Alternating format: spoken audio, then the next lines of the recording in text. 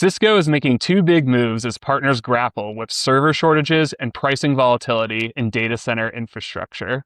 For one, the company has struck a major partnership with Supermicro, and Cisco has extended its price protection and quote validity policy for unified computing system servers. Joining me to explain what all this means for solution providers is CRN Senior Editor Joseph Kovar. Joe, welcome to the show.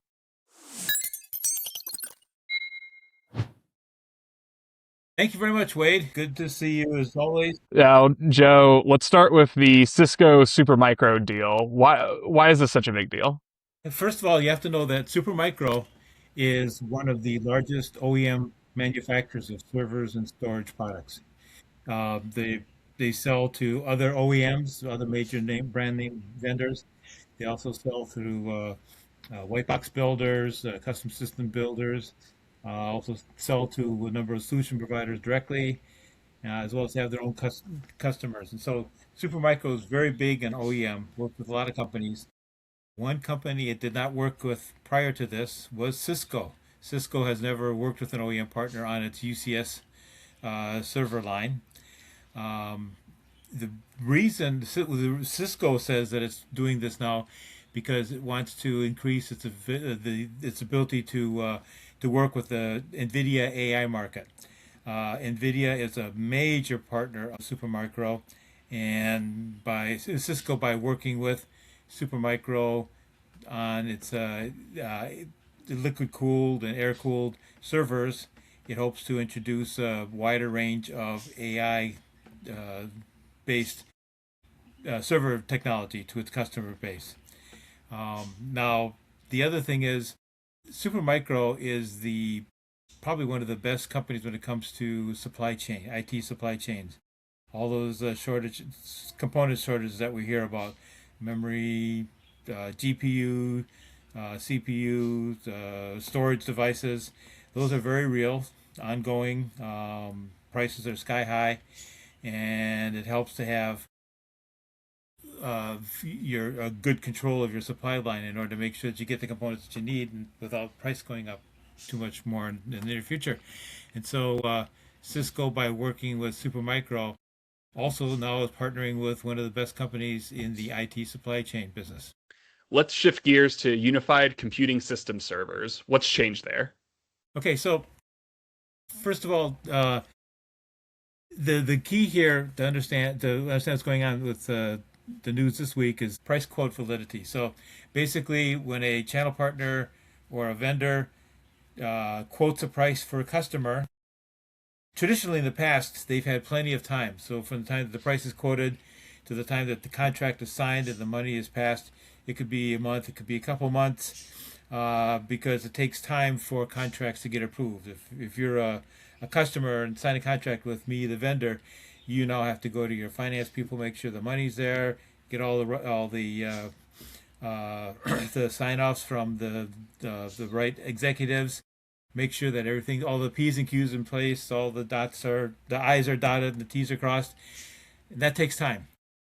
Now, with these component shortages that we just talked about a minute ago, pricing is not stable. Prices are going up constantly. And the vendors, from the vendor side, they don't know what the price is going to be in another month or two, because they know that the prices are going to go up, but they don't know how much.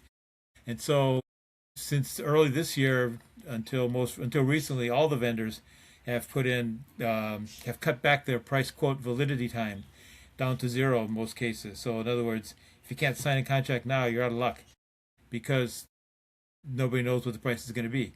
Well, that's terrible for the customer and for the partner and for the vendors too, because everybody likes stability, especially price stability in the IT, because there's a lot of planning to go on.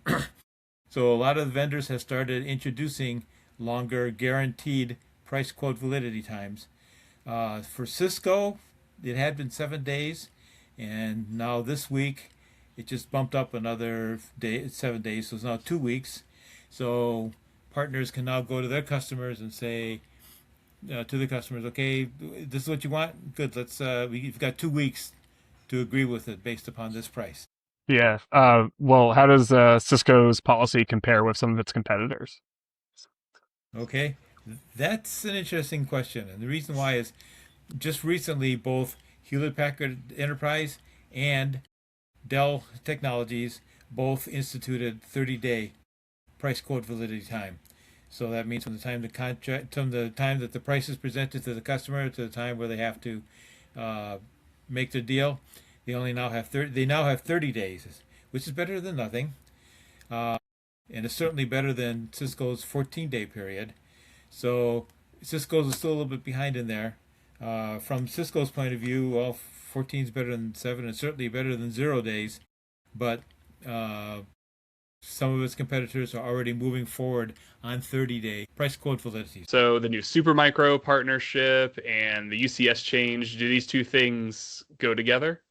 Yeah, the two are tied to the supply chain, the IT component chain uh, situation. We don't know how long the supply chains are going to be messed up. Some of the hard drive manufacturers, their capacity is already booked up through all of 26 and 27 and 2028 because of the hyperscalers, the cloud developers purchasing all the hard drives that they can possibly get a hold of.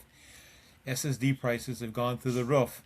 Memory prices are just it's terrible, and so that there's been a couple of knockoff effects from that. So one is um, customers are holding on to their hardware longer than they used to.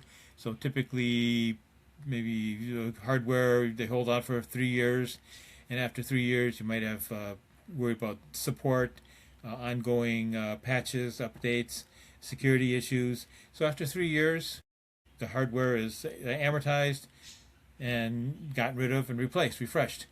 Well, sometimes now we're looking at 4 year refreshment cycles just because people are not sure that they're going to get new servers to replace what are perfectly, working perfectly fine, older equipment. It's just that now you got potential support issues. Another interesting thing that's happening is the price of used equipment is going through the roof. The used components, the used memory, SSDs, hard drives, GPUs, and so if somebody has equipment that they're no longer using sitting around their data center, that, that could be a gold mine in terms of the resale market because again, the people need these components and that older equipment still works fine and can still do the job as if necessary. While the new stuff, the pricing on the new stuff is just high. So that's meant that the older equipment, the stuff no longer used, prices for that rising as well. So a lot going on here, Wade. Yes, it's definitely an issue affecting the entire channel ecosystem. That'll do it for this episode of CRN In Depth. Joe, thank you so much for joining me. And for more news on Cisco and the component supply chain crisis, visit crn.com.